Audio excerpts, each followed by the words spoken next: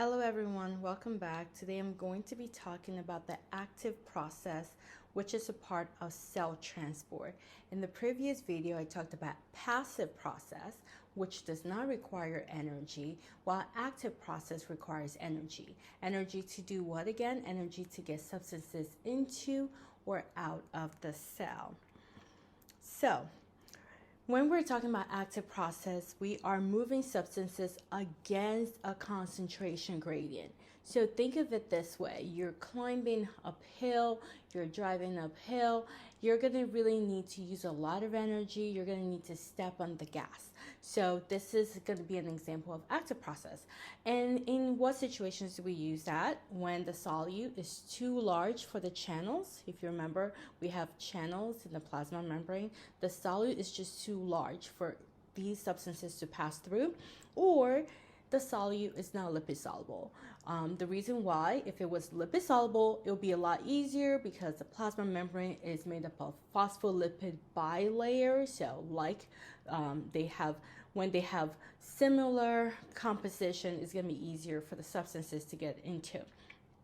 Or this could be another scenario where the solute is not able to move down the concentration gradient. So passive process basically is not happening, which is, diffusion or osmosis is not occurring. So we're going to have to go the active process route.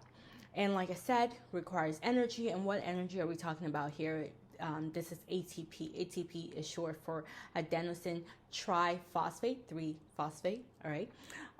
And when we're using energy, we're going to use certain, not channels, but we call them pumps. And these are ion pumps. If you remember, in the previous videos, I went over what an ion is. They have to have charges, whether a positive charge or a negative charge. But the main ions here are going to be sodium, potassium, calcium. So those are examples. And these ion pumps, they only bring in these ions, all right? These pumps, we're not gonna bring any other substances in here except those. And then another good example would be sodium potassium pump, which we're gonna be talking about when we get to the nervous system, the muscular system, and so on. The vesicular transport is not really part of the active transport, but I just want to talk about it. This is when we're carrying bulk materials, bulk substances into the cell. I imagine, you're going to need, if you are moving, you can probably carry like your computer, like small items, you can carry them in your car. But if you have to move your bed, your furniture, you're going to need a bigger truck. So this is what I'm thinking of, like in the vesicular transport, bulk transport, and we have two processes here. That would be endocytosis and exocytosis. So you're going to be coming across the word endo a lot in anatomy and physiology. The word endo means inner.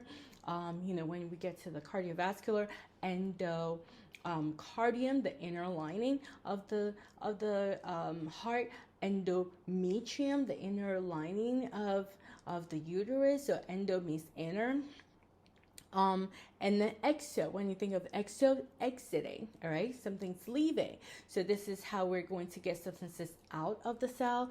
And then in terms of endo, we're going to get substances into the cell. With endocytosis, we have two subsets, pinocytosis and phagocytosis. So pinocytosis is often referred to as cell drinking, and phagocytosis as cell eating. I'm going to talk more about them in the next slides. So let's talk quickly about these pumps. All right, so I just have this diagram here showing you how these pumps work. So you have these this would be an example like sodium potassium pump, where you're going to be carrying sodium into the cell and potassium out, and you're going to see that once the ions are inside, they're closed, right? The channel's closed so that nothing else could pass through.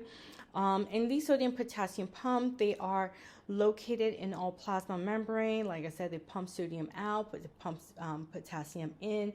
We're going to be us talking about this is basically a fundamental, the foundation of when we start talking about, stuff relating to cell, the nervous system and muscular system, because we're going to be talking about muscular physiology, neuron physiology. So I would want you to put this in the back of your mind. So you're going to come back and retrieve it. So an example here, we see here, this is going to be a pump that's going to take in sodium, is going to take out potassium. We also see some of it taking out hydrogen ions, sodium coming in. So these are examples of these pumps. So I mentioned phagocytosis, cell eating, all right? And what do we mean by that, really? It's really taking in solids, all right? Taking in solids. And example of that would be neutrophils. Your neutrophils are a type of white blood cells, and this is how they phagocytize pathogens, specifically bacteria. You know, we are exposed to pathogens every day, but you don't get sick every single time someone coughs or sneezes near you. Or, you know, the 5-second rule, you pick something from the floor and you eat it. You don't get sick because your neutrophils are doing such a great job. And the way they're going to do it is they're going to basically eat up, all right, these bacteria and debris. And by the way, these are examples. We have other stuff in our body that undergoes phagocytosis. So this example is just showing you a microbe, and we're seeing, you know, lysosomes. So I want to talk about lysosomes when we talked about the organelles in the cell. Lysosomes, we talked about them having digestive enzymes. So these are going to be the ones that will basically break down, destroy the pathogens. And then for pinocytosis, I mentioned this is cell drinking. We're bringing in liquid substances into the cell. All right. So this is why we use the term cell drinking.